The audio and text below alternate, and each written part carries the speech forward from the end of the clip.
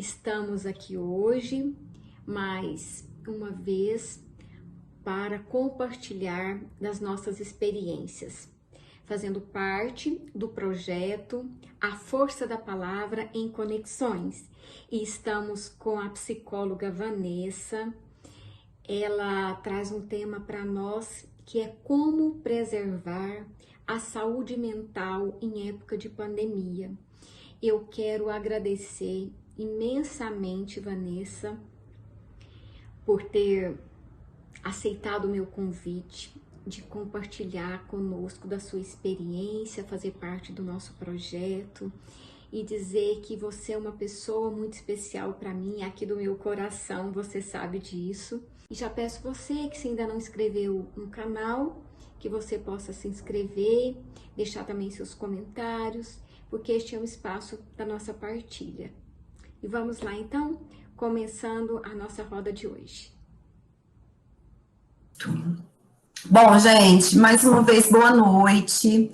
Quero agradecer a Irlândia, a vocês por estarem aqui. Sei que a vida anda muito corrida, apesar da gente estar em casa, né? Impressionantemente, o tempo está com uma sensação muito diferente, ao menos é o que eu tenho ouvido de muitas pessoas. E eu sou psicóloga, como a Irlândia colocou, trabalho há mais de 16 anos com saúde mental e tenho a honra de conhecer um pouquinho dos bastidores da alma humana e de estudar um pouquinho dessa multiplicidade que somos nós, né, seres incríveis, criativos, com comportamentos totalmente variados, respostas únicas, e que até hoje a ciência não conseguiu mensurar nossa capacidade de adaptação e de aprendizado. Então, por mais que nós tenhamos inúmeros estudos, ainda é impossível entender até onde vai a capacidade do ser humano. E acho que mais do que nunca, nesse momento, vem mostrar isso, né? A nossa capacidade de adaptação e de resiliência.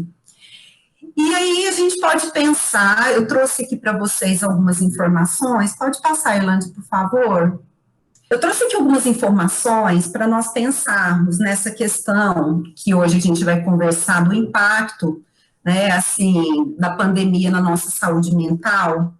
Então, a USP está desenvolvendo um estudo epidemiológico em que ela está avaliando, né, está em processo de acontecer, esse estudo está acontecendo, em que está sendo avaliado o impacto da pandemia, né, e como consequências na saúde mental das pessoas. Então, o que se tem observado até aqui? Nós temos aí um aumento significativo de quadros de depressão, ansiedade, um aumento de ideações suicidas.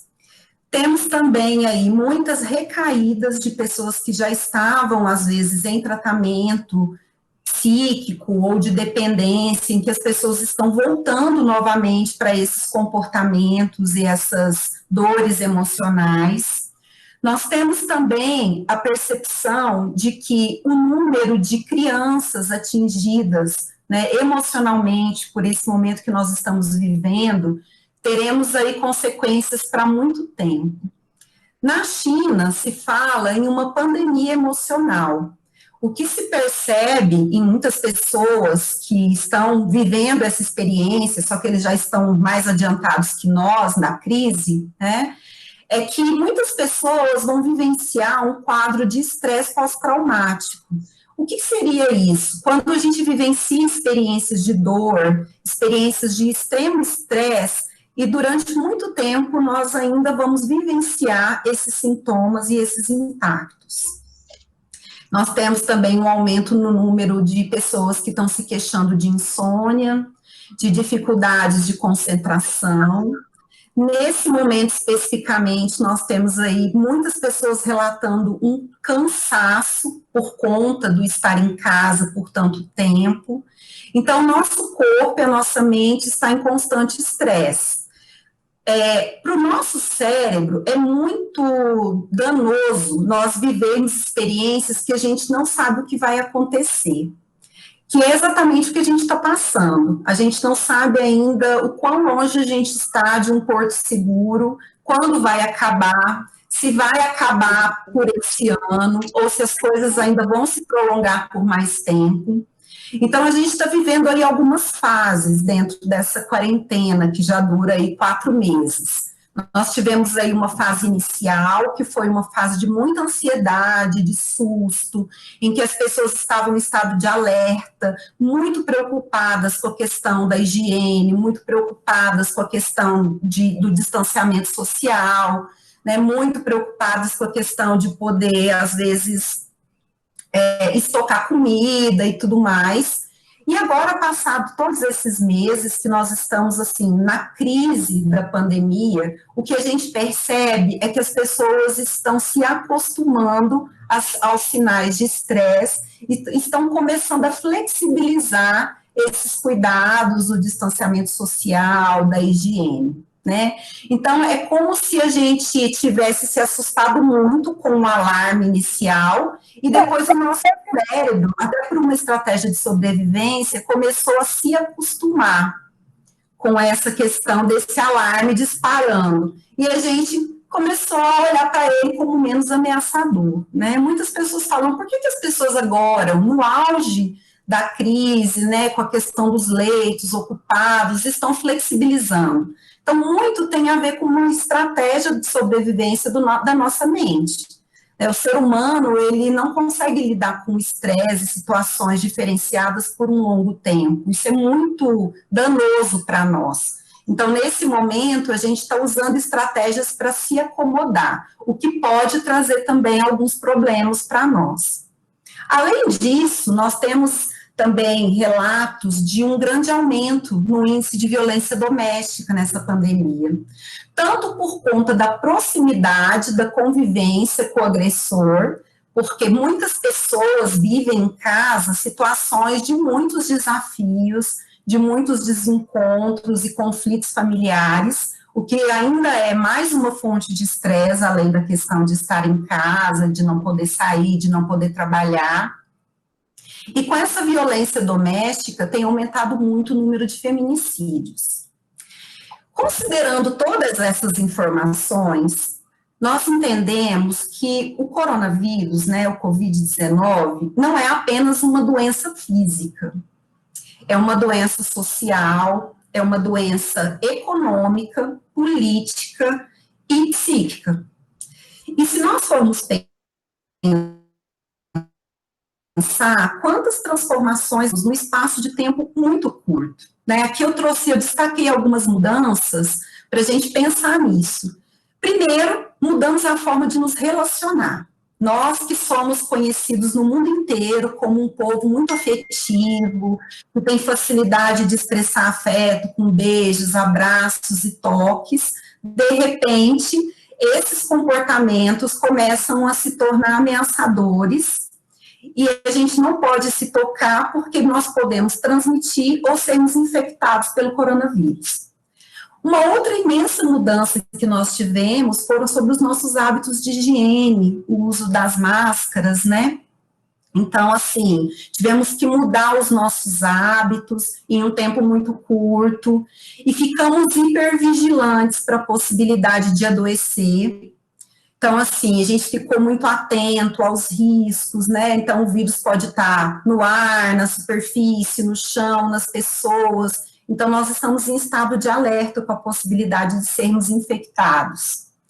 A nossa forma de trabalhar mudou completamente, né? Então, assim, nós misturamos o nosso ambiente de trabalho, não sei se todos vocês estão trabalhando em casa, mas nós tivemos que fazer uma mistura aí do nosso ambiente profissional com o nosso ambiente doméstico, filhos, aulas online, os nossos pets, as nossas tarefas domésticas, né?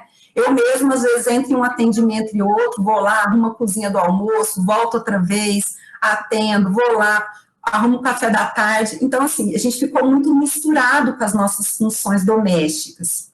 A nossa comunicação, como a gente está experimentando aqui, que antes as telas eram uma possibilidade, hoje é a única possibilidade que a gente tem de se falar, de se encontrar e de trocar informações. A nossa rotina foi completamente alterada, a gente precisou restabelecer uma nova rotina para poder se organizar com essa nova realidade que a gente está vivenciando. Vários questionamentos econômicos, né, a instabilidade do país, dos empregos, o medo de faltar a possibilidade de se manter. Então, assim, o coronavírus, ele trouxe uma potencialização dos nossos medos. Medo de passar necessidade econômica, medo de adoecer, medo de perder pessoas que amamos, medo de morrermos. Então, o medo foi uma emoção extremamente, digamos assim, potencializada por essa pandemia.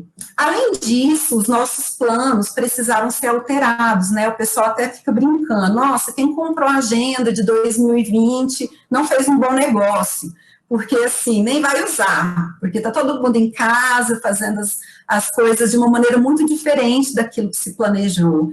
Muitas pessoas que eu conheço tiveram que adiar casamento, adiar festa, né? Então, assim, uma senhora que eu atendo ia comemorar 80 anos, tinha reservado já o espaço, a família toda já tinha reservado hotel, aí, de repente, veio a pandemia e o aniversário foi comemorado como nós estamos aqui, né? Assim, por uma plataforma, cada um num lugar, e ela sozinha em casa. Então, aconteceu essas alterações dos nossos planos, precisamos, às vezes, assim, esperar um pouco mais para realizar alguns dos nossos sonhos, e ameaçou a nossa liberdade, que eu acho que esse é um dos pontos mais delicados para nós, o não poder ir e vir, esse medo de poder sair, a vontade de poder sair, ao mesmo tempo, essa impossibilidade. Ou seja, toda essa pandemia, o que ela fez conosco foi abalar a nossa confiança no amanhã. O que vai acontecer conosco? Como é que vai ficar as coisas? Como que vai ser o mundo pós-pandemia? Então, nós temos aí um contexto externo muito caótico, se nós formos pensar. Imprevisível, inseguro, cheio de incertezas. E aí eu tenho uma pergunta para vocês. Diante desse caos social, econômico, político, psíquico, né? Onde nós vamos poder nos acolher, nos confortar e nos sentir seguros, já que o mundo externo está tão imprevisível e incerto assim, né? Então, eu acho que a própria pandemia veio nos responder. Onde nós podemos nos fortalecer é dentro do nosso mundo interno. Olha o desafio, gente. Aquilo que a gente não tem no externo nesse momento, que é a nossa segurança, a nossa estabilidade, que é uma necessidade humana. Algumas pessoas têm isso mais potencializado, outras menos potencializado, mas é uma fome psíquica que nós temos, é a fome de instabilidade, de saber o que vai acontecer. Quando a gente não tem certeza, isso amplia muito o nosso estado ansioso, o nosso estado de alerta. É muito estressante para o nosso corpo e para a nossa mente. Então, o nosso desafio é como que nós vamos organizar, transformar o nosso mundo interno em um lugar confortável, seguro, em que nós podemos nos acalmar e dar conta de lidar com todos esses desafios externos que estão aí sendo apresentados para nós, né? E aí, vamos pensar. A psicologia vem nos responder isso da seguinte forma: a maneira que nós temos de cuidar do nosso mundo interno, de tornar a nossa casa interna mais confortável, para que a gente possa se sentir seguro e protegido, é através do cuidado da nossa saúde mental. E aí eu vou definir para vocês o que é saúde mental de acordo com a Organização Mundial de Saúde, né? Então, a Organização Mundial de Saúde diz que saúde mental vai muito além da gente não ter nenhum transtorno mental. Tem a ver com um estado de bem-estar em que nós somos capazes de superar desafios, lidar com obstáculos, resolver os nossos problemas e passar por situações de estresse, de trauma e ainda assim conseguir manter o nosso equilíbrio, apesar de todas as dificuldades. Então, seria a nossa capacidade de sermos resilientes, de suportarmos a pressão, o estresse, os desafios, e ainda assim conseguir manter a nossa capacidade de produzir e de contribuir para a nossa comunidade. É assim que a gente define saúde mental. E a saúde mental, ela tem alguns pilares. Um dos pilares que eu quero destacar para vocês é o cuidado das nossas emoções, que talvez seja o pilar que vai impactar todas as outras áreas da nossa vida, as nossas relações, o nosso trabalho, nossa vida em família, nossa saúde física. Então, o que nós entendemos? Aprender a entender o que sentimos, a identificar as nossas emoções e a lidar com elas, saber quando elas são, na verdade, saudáveis, ou quando elas estão indicando para nós um prejuízo emocional, é um fator muito valioso, é um dos principais pilares da saúde mental. E como que a gente diferencia o que é uma emoção saudável de uma emoção que é adoecida?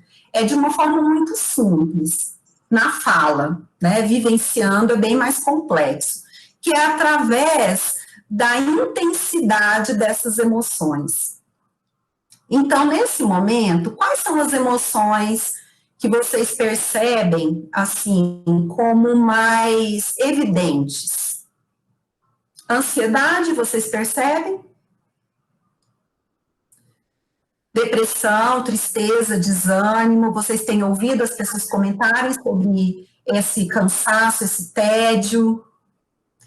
A raiva também tem sido uma emoção muito presente nesse contexto de pandemia.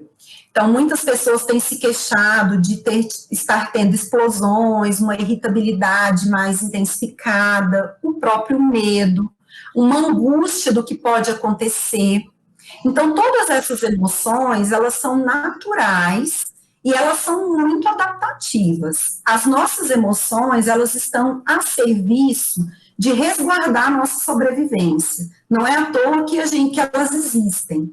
Da mesma forma que nós temos um sistema imunológico que nos conta, às vezes, através de um quadro febril, que o nosso corpo está combatendo vírus ou bactérias, né, está combatendo um quadro infeccioso, nós temos aí as nossas emoções, que é o nosso sistema imunológico emocional, que nos conta quando a gente está em perigo, quando a gente está sob estresse, quando a gente está ansioso, para que a gente tenha a oportunidade de cuidar desses estímulos que estão causando essas sensações mentais e emocionais em nós.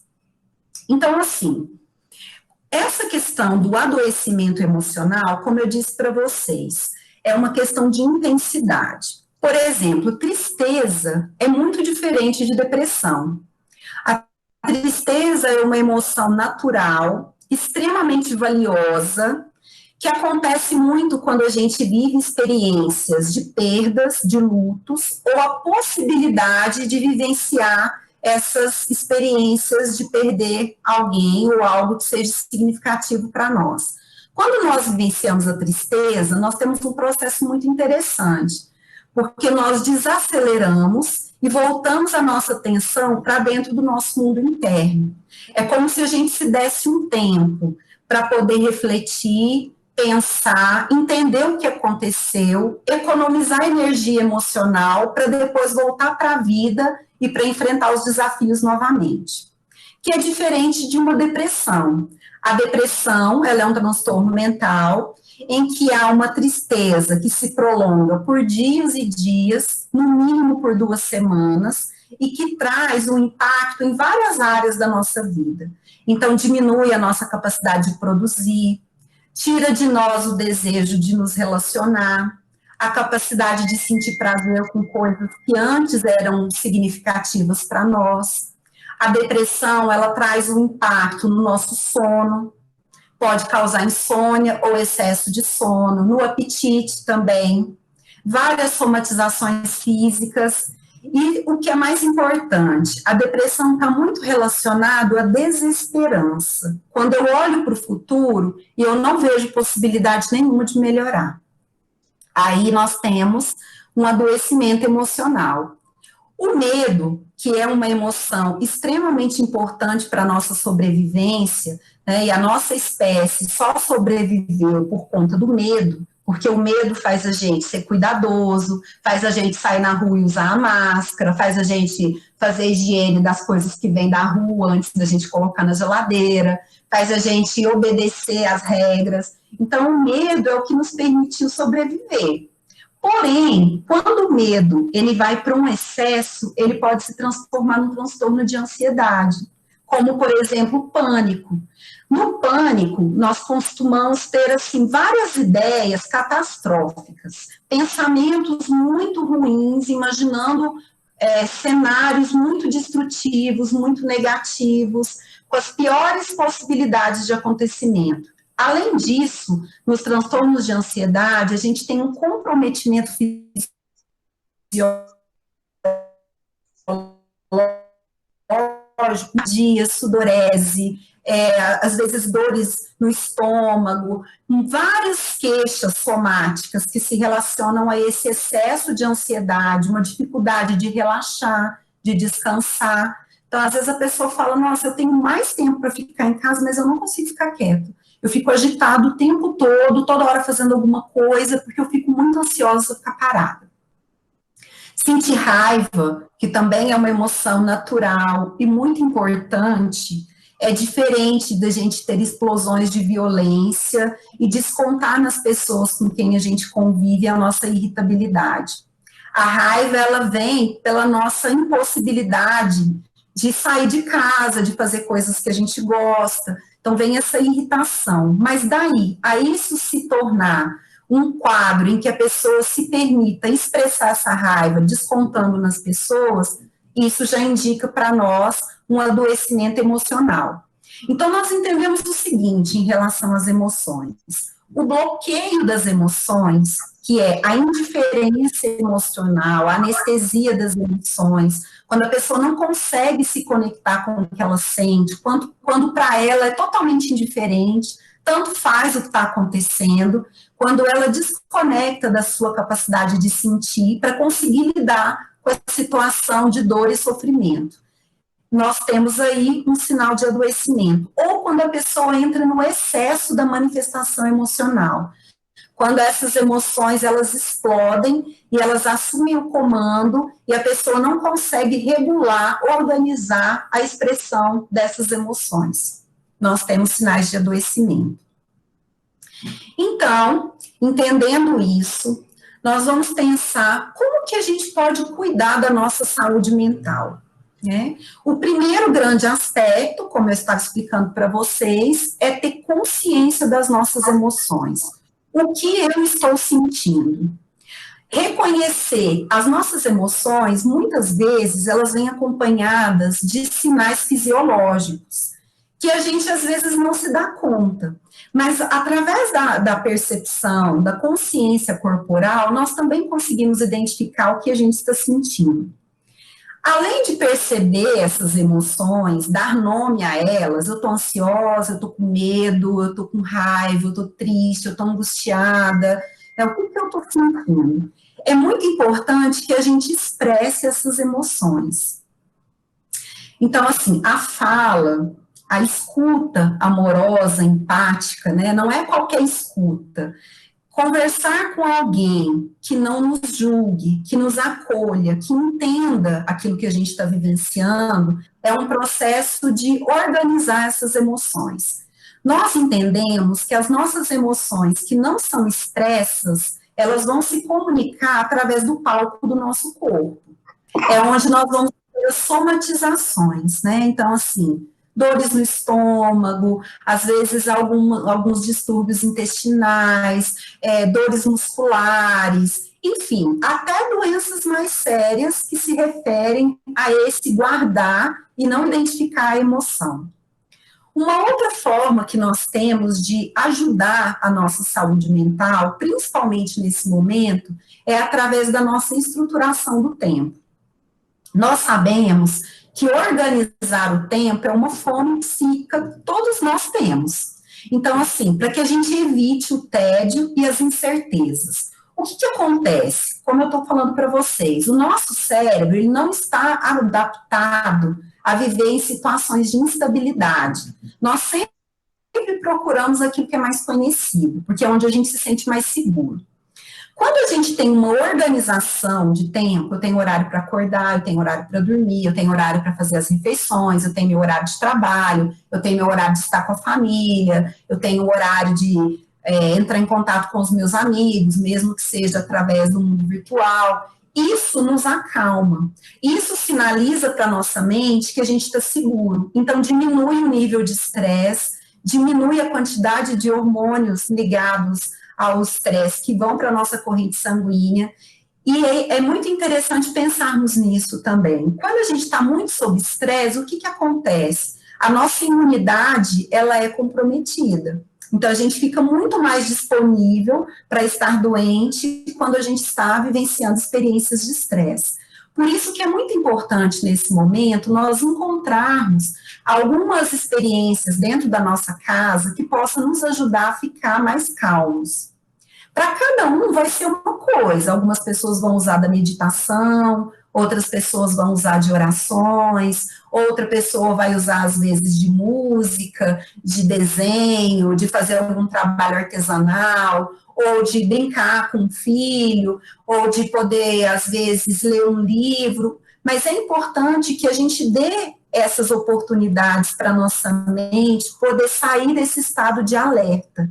Porque como a gente não sabe até quando nós estaremos vivenciando esse contexto, é muito valioso que a gente já se organize para quando terminar tudo isso, que a gente possa manter a nossa sobrevivência psíquica.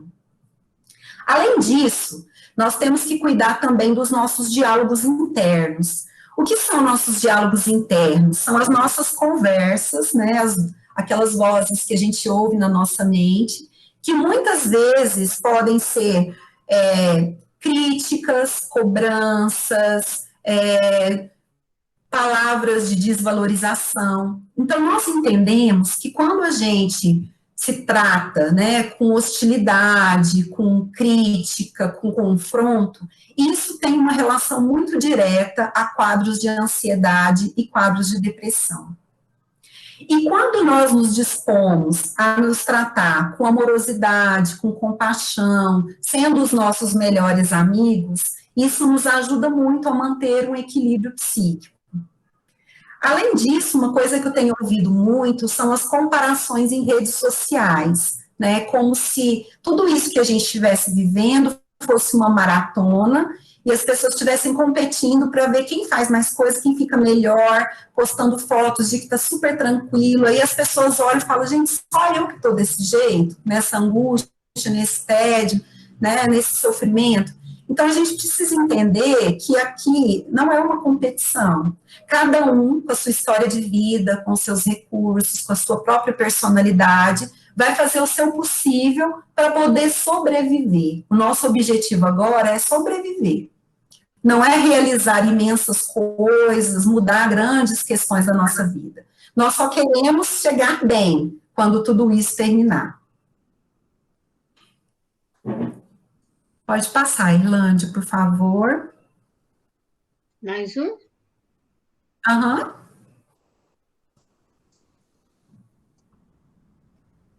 Acho que não passou. Para mim está passando, então deixa eu voltar aqui.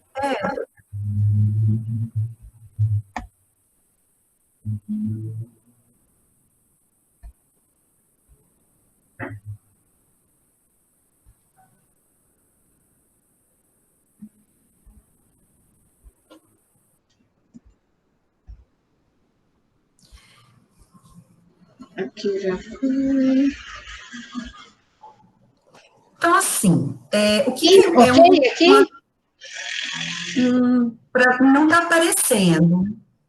Não, será que saiu? Deixa eu voltar aqui de novo, então. Para vocês também não?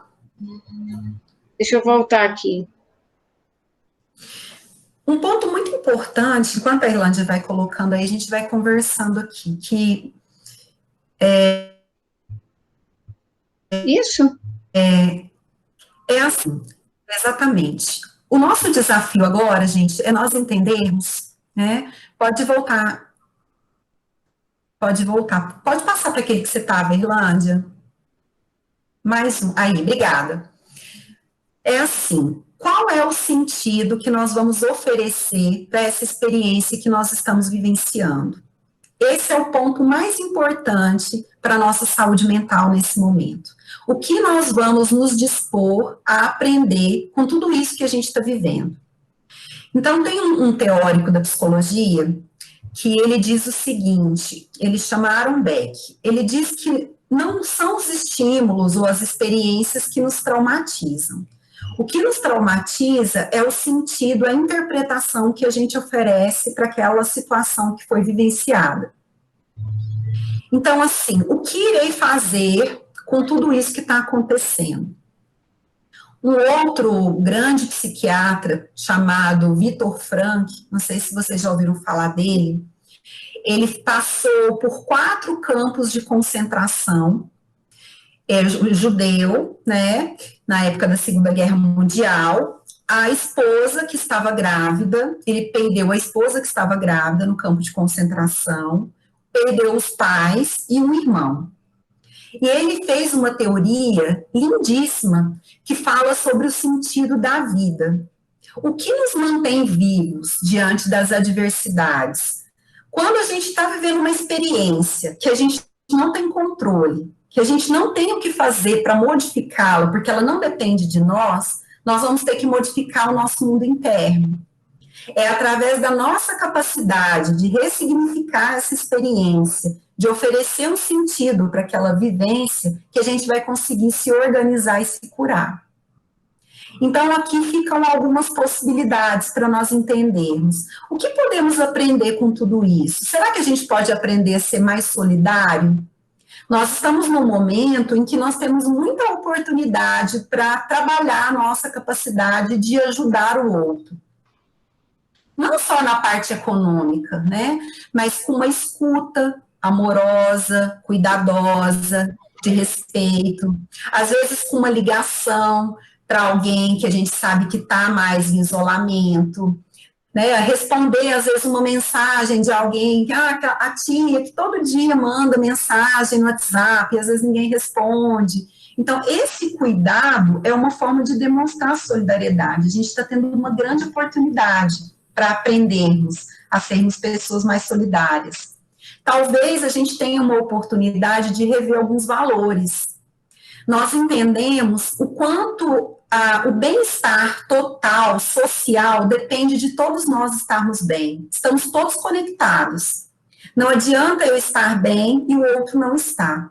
Eu acho que a pandemia trouxe muito essa percepção para nós, como a cura depende do bem-estar de todas as pessoas. Além disso, a gente pode começar a pensar, né, como está sendo a nossa relação com a natureza, o que a gente tem feito, né, para preservar o lugar que a gente vive. Então, talvez seja hora da gente aprender a viver com menos, da gente começar a desacelerar. Nós que somos sempre escravos do relógio, da pressa, estamos sempre atrasados, e aí, de repente, vem um vírus, coloca todo mundo dentro de casa, e a nossa noção de tempo fica completamente diferente daquilo que a gente experienciava antes. Também nós podemos, talvez, aprender e aceitar o quanto nós somos frágeis. E tudo bem. O quanto a nossa humanidade, né, nos permite também termos medo, sofrermos, sentirmos insegurança, e que isso não é sinal de fraqueza. Isso é sinal de humanidade. Todos nós sentimos. Talvez a gente possa aprender a lidar melhor com as incertezas, com aquilo que a gente não tem controle, abrir mão do controle, entender que o que a gente tem hoje de concreto é o presente. Poder voltar a nossa atenção para o aqui e agora, sair do nosso mundo interno, que às vezes está muito bagunçado, respirar e poder olhar para tudo que está acontecendo. Estamos todos vivendo a mesma experiência. Pode ser um momento de aprendermos a transformar a crise em uma grande oportunidade existencial de crescimento e evolução. Podemos também, às vezes, buscar novos caminhos, reavaliar projetos, reavaliar prioridades. Talvez a gente possa agora recalcular a rota e voltar. Nós que estávamos muito externos, podemos agora voltar para a nossa casa, que é a mais importante, que é o nosso mundo interno. Talvez a gente possa entender também que nós somos muito fortes e corajosos. Todos nós aqui somos sobreviventes emocionais. Cada um tem a sua dor, tem a sua história, tem as suas marcas, os seus sofrimentos, e nós já passamos por muitas situações de dificuldade e conseguimos sobreviver. E lá no final nós vamos olhar para essa experiência e falar, eu também consegui. Nós podemos manter a nossa esperança. Nós sabemos, através de estudos, que as pessoas que praticam o sentimento de esperança e gratidão conseguem lidar melhor com os desafios da vida e ter uma saúde física e emocional bem mais, digamos assim, protegida de todas as adversidades. Então, o exercício da gratidão, mesmo em meio ao caos, né? Olhar para a nossa vida e olhar para a vida das outras pessoas, entender, por exemplo, se nós estamos aqui hoje tendo essa conversa, nesse contexto, é porque nós somos pessoas muito privilegiadas. Nós ainda estamos em condições muito diferenciadas de uma grande parte da população. E esse é o motivo para a gente ter muita gratidão pelas nossas trocas e experiências, por esse apoio social que nós estamos aqui compartilhando hoje. Bom, e falando em gratidão, tem uma... Pode colocar, Irlândia, tem aqui um texto que eu acho muito lindo. Você volta um pouquinho? Então, assim, ó. Amorosidade inspira amorosidade. Gentileza inspira gratidão. Fé inspira esperança. Se tivermos coragem de deixar que os outros vejam a nossa humanidade, estaremos oferecendo permissão para que o outro exponha a sua humanidade também. Honrando o nosso eu, potencializamos que o outro honre quem ele é.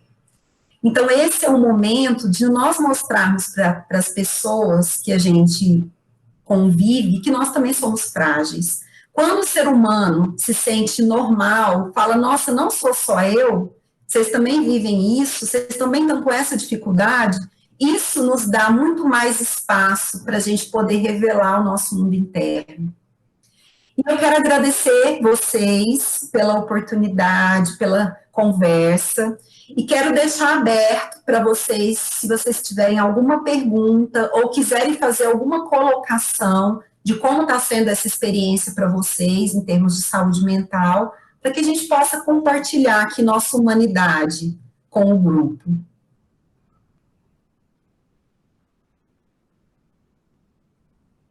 Se quiser tirar os slides, pode tirar, que aí a gente volta, eu vou ver vocês todos.